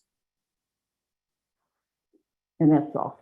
Yeah, thanks for letting us know. We'll make sure to include that in our follow-up email announcement. Could you share the dates and any contact information like emails where people should reach out to you? Could you share that with Danielle in the chat? I will do that. I'll do that right now. Thank you, Joseph. Perfect. Thank you so much. Up next would be Anita with an update from the NCPRD District Advisory Committee. I don't really need to say much more tonight, but just going back to the Concord thing, I will say that the landscape architect and the head architect seem to be really happy to hear from the community that we want the park to be working in conjunction with the library, and it should be like a garden and it should be enchanting. And they're pretty enthusiastic about hearing that from us. Hey. Cool, thank you. And then let's see, we've got a couple more committees to go. We've already heard from Mark about the Concord School. Oh, I know what I'm trying to skip over. I actually have to give an update from on behalf of Sue Keel from the Oak Lodge Water Services District. So I'm going to read that from her right now. And so let's see. Following the recent community conversations, Oak Lodge Water Services Board President Susan Keel and Secretary Vice President Jenny Van Loo presented an update to the Clackamas County Board of Commissioners during a policy session on February 16th. The update topics included the district's completed and ongoing outreach and a request that official formation proceedings be initiated as set out in state statute. At a meeting on Tuesday, the Clackamas County Board of Commissioners decided to put that request on its agenda for its regular business meeting on March 10th, 2022. At that meeting, the board will consider and hopefully adopt a formal order to begin the formation process. The order would set the date for 2 public hearings hosted by the county, and when those dates are set, the district will mail and email that information to all customers. If you have any questions, please don't hesitate to contact Oak Lodge Water Services, and you can reach out to Susan Keel at sue@olwsd.org. Mark, I see your hand is raised. Oh, yeah, thank you, Joseph. I forgot one little thing related to the trolley trail, and that is that the trolley trail committee has made an ask to the community council, and that is for sponsorship of the event. We've put together a budget for how much this event is going to cost, and we're in the need of sponsors.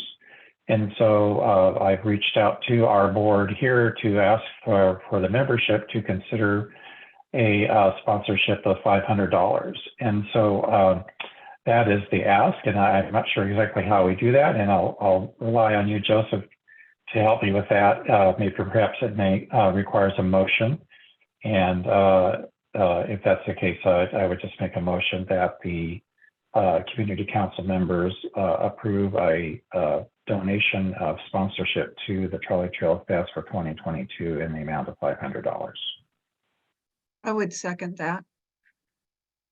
Motion and a second. Is there any further discussion? Yes. Yes. I would like to speak in support of that motion. This Trolley Trail Festival should be an annual wonderful celebration for our community. And it started out that way. It has started wonderfully. It's beautiful. It's for those of you who haven't seen it, it's a beautiful festival. It's decorated beautifully. The music is great. I mean, it's a gem. It's in the Northwest, and we have it for one day. So this is really special, and we want to make it special. We've always done it totally bare bones. And so it's really nice if we can have some support to do this. And the only other thing I would like to say is that lots of people are working hard, and we will need volunteers also. And so Suzanne is in charge of the volunteers. And so if you want to do something that day and help out and be part of it, it's great. It's really a lot of fun. It's just cool. You might even get a t-shirt. But please support, I'm speaking in support of this motion. Thank you. Rich? I too would like to speak in support of the motion. Basically, it was the Oak Grove Trolley Trail that got me involved in the community when I first moved here. I think that it's important to keep in mind that we are not only the CPO, which is the community planning organization, but we are the Oak Grove Community Council, and I stress community. And the trolley trail is a big part of our community, and I think it's important that we as a community council support things like the trolley trail that happen in our community. Gwen? Considering the time, I wonder if we could ask that whether there's anyone opposing this motion and get on with it. But it's so much fun, Gwen.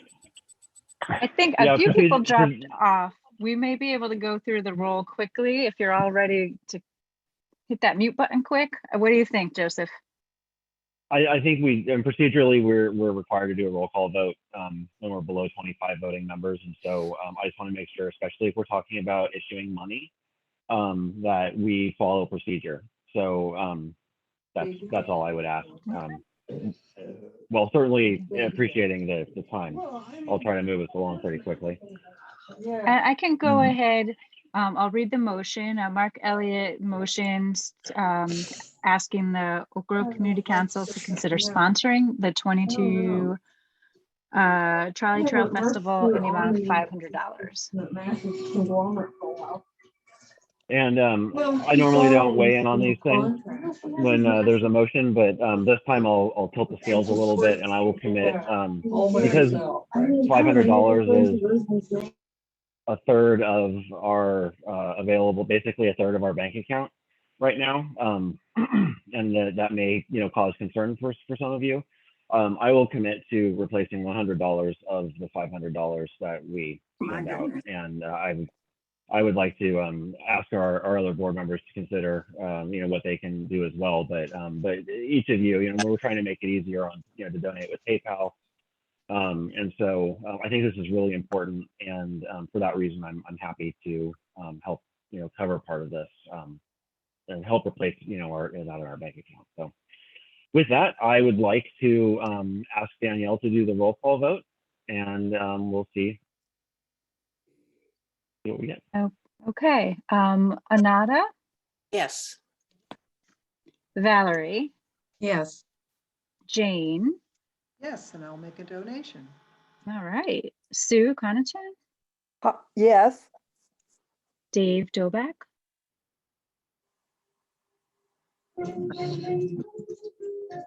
Mark Elliott, Yes. yes. Okay. And Dave, if you voted, I didn't hear you. So just let me know if you're still here and you need to vote. Jean Fifield. Oh, yeah. Yes. Tom Hogan. Yes. And I'll make Myself, a I will donation. vote yes. Chips, Yes. Gwyn, Yes. Rich, Yes. Linda Seals, Yes. Baldwin, Yes. Greg Winnison. Yes, and I'll do a donation too. Beautiful. Thank you. Suzanne Wolf Yes. and Robert Zimmer, Bob Zimmer. Yes, and I'll make a donation too. Wonderful. Joseph Edge, are you going to abstain as well on this one? Yes. Right. Okay. And Paul Savas? Yes. Yes. Okay. All right. So I've recorded. I didn't get a vote for Dave Doback. So that is 17 yes, 1 abstain. Awesome. Well, great. Thanks, everybody. I think this is really important. I'm excited that we have your support to do this. So thanks again. And I'm looking forward to actually being able to do that this summer. I've missed it for the last couple of years, like all of you have. We are getting really close to wrapping this up. I think that we have just an Oak Lodge governance project update, which is the, let me look at my calendar really quick. It looks like it's going to be on March 12th at noon, which is Saturday. And this will be a presentation of kind of this is the complementary piece of the prior analysis of looking at annexing in Milwaukee. This is a study that's looking at annexing into Gladstone. And this was done as part of a grad student project. No, we're not doing that this month. No, can I, let me give you the update? Yeah, because please. that, oh, okay. On March the 12th, Oak Lodge Governance Project will be presenting historian Kenneth Coleman. Kenneth is a local historian. His specialty is looking at the history of Oregon up until the Civil War, which is about the time that Oregon became a state. So it'll be a different perspective. It will give us some information about what was going on just prior and after, and then after the wagon train arrived in this area. So it will be interesting. That's at noon on March the 12th.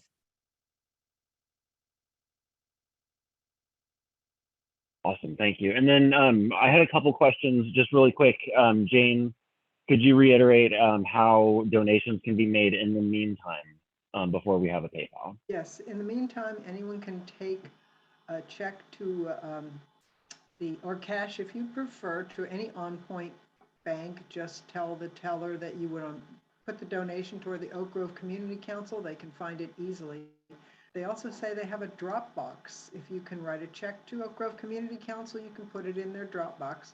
Or my address was in the chat if anyone wants to drop by my house. I'm home a lot these days.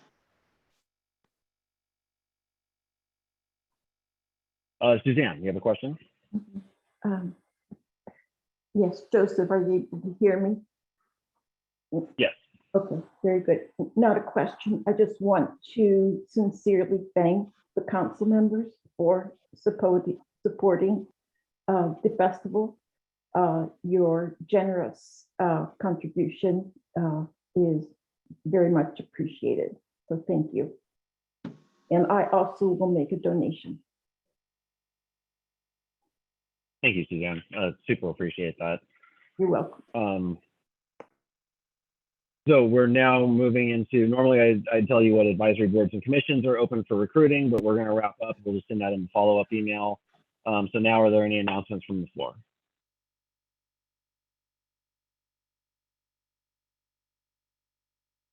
Oh, Rich, I see your hand is up still. Did you have? Okay. Okay, I think we are good. So our, let me just share our upcoming schedule really quick and then.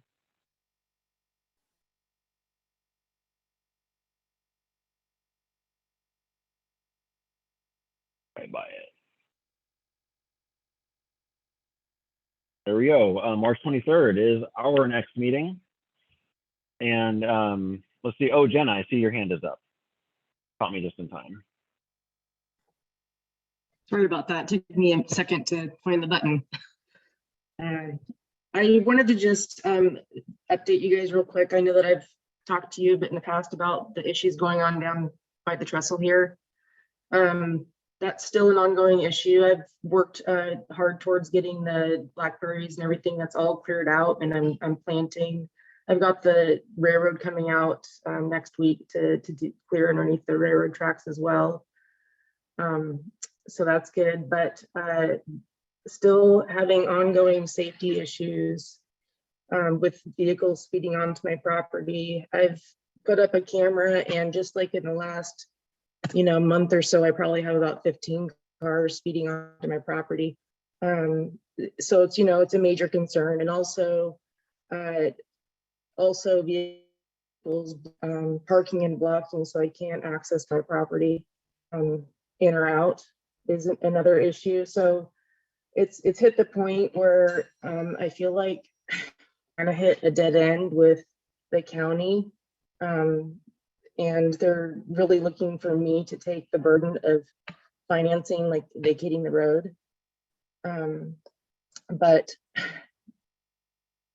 try to make this quick. They've really kept me on the hook with saying that like half the road is to the neighbors and half is to mine. And long story short, I had to pay to get a property survey done to show that the road was actually never developed to what it says on their maps. So I have a lot of money invested in this already, and I'm not asking for a road vacation because I want that land. I'm asking for it because there's a problem that's a safety issue going on at my property, not only for myself, but for the railroad and for the Oak Lodge Water District treatment plant that's right there. We all experience vandalism and problems from the trespassing here. And I just get the speeding vehicles as well. So, I want to ask if Commissioner Savas would be willing to come out and get eyes on this and see.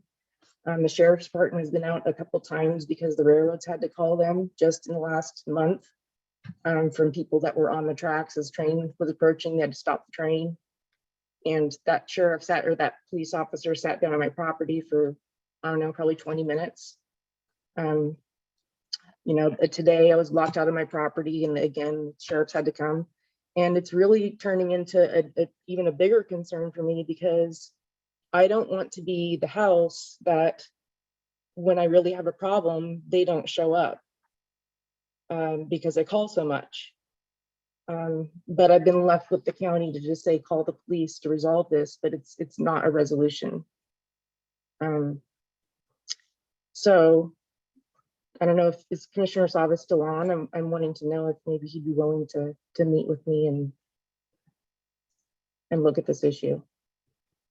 Yeah, Jenna, why don't you put your phone number in the chat? My staff did brief me on your situation there. I have a similar thing on the street that I ended up purchasing when I bought my property, which was a right of way, a road that was never used. So I'm somewhat familiar with that and the challenges. So yeah, just put your phone number in the chat. I'll just give you mine. It's public, 503-312-1379. You can just type my name on any Google engine and my name stuff will come up and you'll see my phone number, 503-312-1379. Thank you.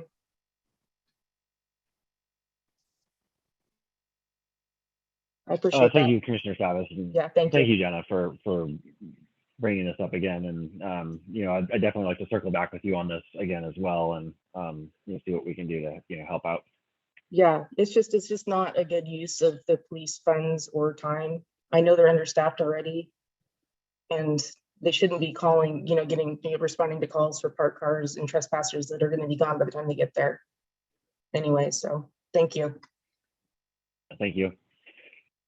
So with that, we are done for the evening, and we'll see you again 1 month from today, March 23rd, 7 p.m. And our main focus of discussion will be housing strategies phase 2. And with that, thank you all very much. Valerie, please stop recording.